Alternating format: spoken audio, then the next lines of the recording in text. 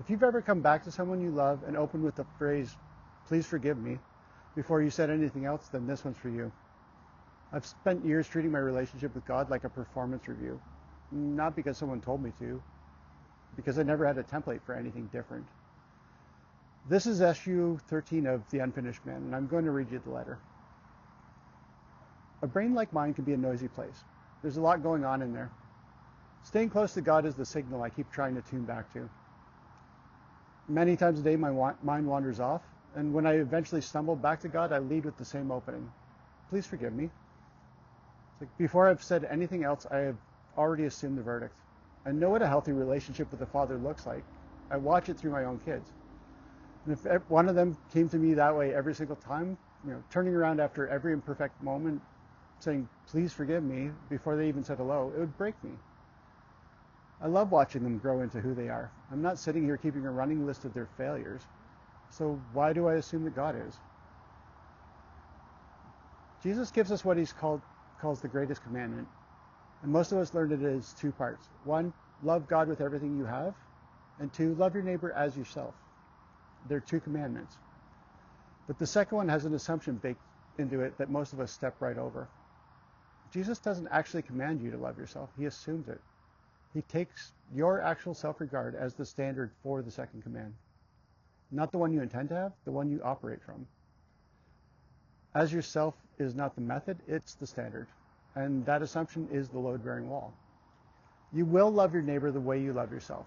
Not the way you intend to, not the way you feel you should, the way you actually do.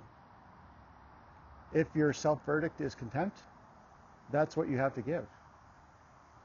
Last week I wrote about a full calendar, the overcommitted life that looks like faithfulness and functions as concealment.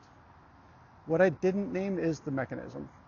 A person in contempt with themselves does not stop serving. They serve more. Service from self-contempt doesn't produce rest. It produces a full calendar, a reputation for reliability, and an exhaustion that nobody's allowed to see. The neighbor receives leftovers of a person who will not eat. Here's how I got the picture wrong. My dad left when I was young, and I idolized him in his absence, the way you do when somebody's not there to be ordinary. Some of my choices were shaped entirely by wanting his approval. I played bass because he did. I wanted to be like him. And I thought if I was enough like him, he might come back for it.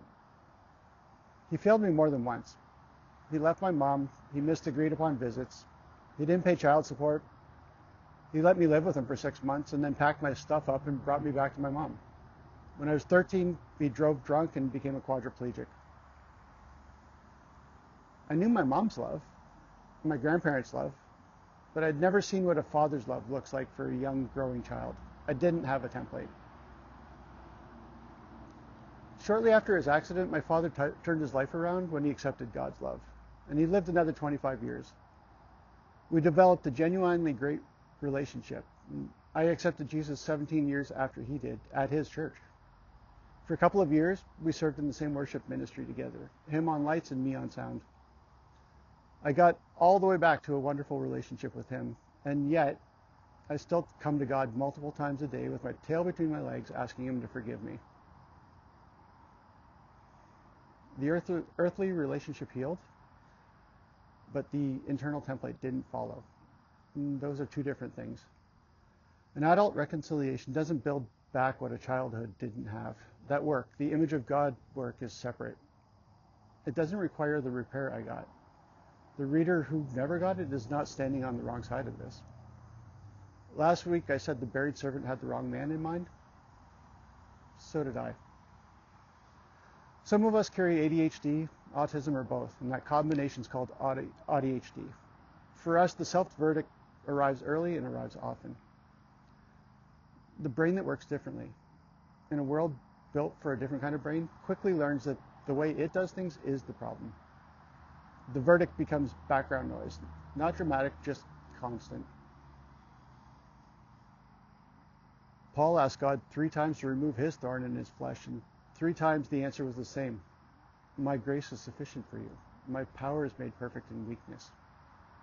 The answer was not healing, the answer was grace. I take medication to manage the ADHD part of my brain. I need routines and environmental control to manage the autism part. I used to carry like a low-grade shame about both. I wouldn't fault for someone for using a cane, and I wouldn't fault someone for needing reading glasses. I'm practicing not faulting myself. For some of us, that's where it starts, and it's enough to start there. You're not loved provisionally, not until you get it right, not after the calling's figured out. The love precedes the call. That's the only sequence that makes any of this possible. If you had to perform your way into belovedness, nobody would ever get there, and we all know it. You're allowed to receive it before you've earned it. You haven't earned it, and you won't. And that's the point.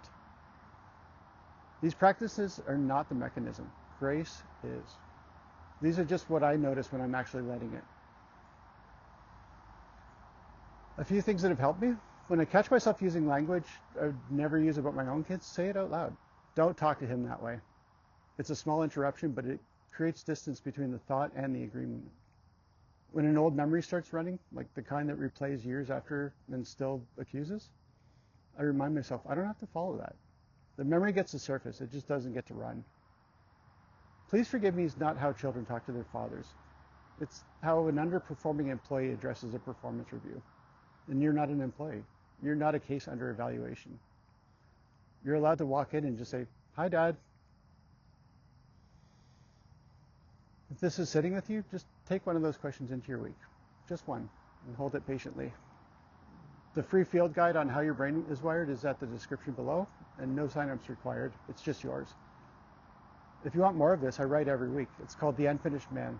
The link's right there. It's free, and I'll see you in the next one.